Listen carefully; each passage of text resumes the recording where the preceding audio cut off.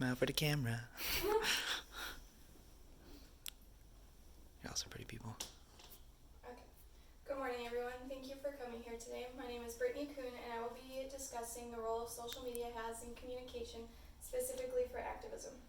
According to the 2019 article, The Rise of Social Media, out of the 7 billion people in the world, 3.5 billion are on the internet and 2 billion are on Facebook.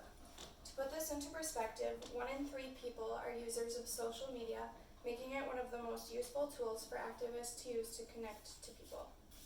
In doing extensive research on this topic, I found many sources to reinforce this idea. In order to understand how social media is a modern and effective tool for activists, I will go over how these platforms have become the most popular and accessible way to connect with people, and how it has evolutionized the structure of social movements. Firstly, let's begin with the fact that sending and receiving is a more popular way to connect than face-to-face communication nowadays. Since its rise, social media has really taken over the old word of mouth, such as news stations.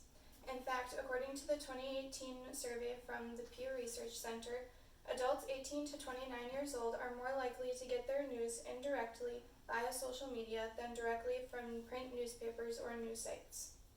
As you can see here on this data chart, Facebook has gained many users at a rapid rate these past 10 years and ended up with over 2 billion users in 2018. On the other hand, newscast stations only had an average of 5 million viewers in that same year. For this reason, it is clearly more effective for an activist to communicate through social media rather than getting on the news during a protest or demonstration. It is evident that social media has changed the current way we receive our information. Activists are now able to share their information instantaneously through these media platforms as opposed to waiting for it to pop up on the news. The 2017 article, Activating Activism, supports this by stating that digital media has seized the platform and audience that only news outlets could once command. This demonstrates that social media is an ideal tool in which to explore mass communication, as it allows individuals to broadcast messages to many people at once, allowing for less limitations in an activist's directive. In addition to this, social media is easily accessible to many people and does not limit its users based on race or culture. Therefore, things posted on these platforms reach a large and diverse audience. Pretty much everyone has access to the internet, which gives them access to these free social media apps. As a result, an advocator can reach many different demographics when lobbying for a cause. Another reason social media is so accessible is the fact that you no longer need a whole desktop computer for internet access. As stated in the 2015 article, Social Media, Defining, Developing, and Divining, the internet is progressively accessed by means other than the World Wide Web. The rapid spread of smartphones creates access to social media apps without having to go through a web browser. In the same way, we can upload to the internet easier and faster, allowing activists to be connected to their followers virtually anywhere they go. Because of their easy access, these apps easily reach mass audiences by their ability to bypass constraints such as time, language, and geography. This makes it easier for activists to get followers by being able to enlist people from all over the world to join their cause. As stated in the 2019 article, Invisible Networked Politics and Hidden Contention, social media brings together multiple audiences in context collapse, which is the idea that there is limitless audiences possible on social media because of features like sharing, group pages, and going live. In terms of activism, these functions give people the opportunity to share uncensored news, like with the Dakota Pipeline controversy. Through social media, this controversy was able to reach an international level of awareness.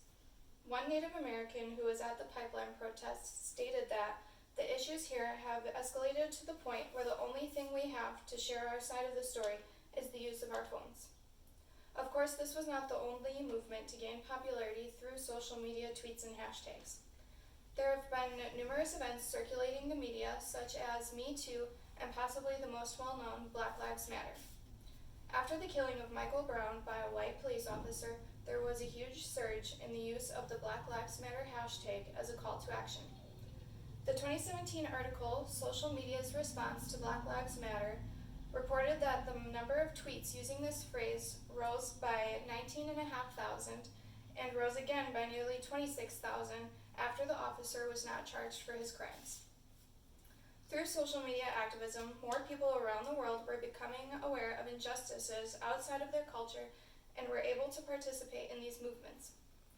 While some may think that this is not real activism participation, the 2016 article, The Proper Way to Spread Ideas Through Social Media, argues that online activities affect offline activities and have a concrete effect, especially in the form of influence.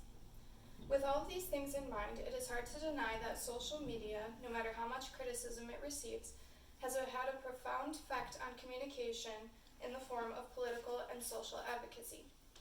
Furthermore, we can now conclude that there is an adequate amount of evidence to support the fact that one of the most useful ways for activists to promote their movement is through social media. Through the use of mass personal communication, social networking allows activists to reach more people than previous street action-led movements. These new global movements have ushered in fresh and innovative forms of communication at a speed and on a scale with which we have never seen before. Thank you for coming. I hope you enjoyed my speech and learned something new.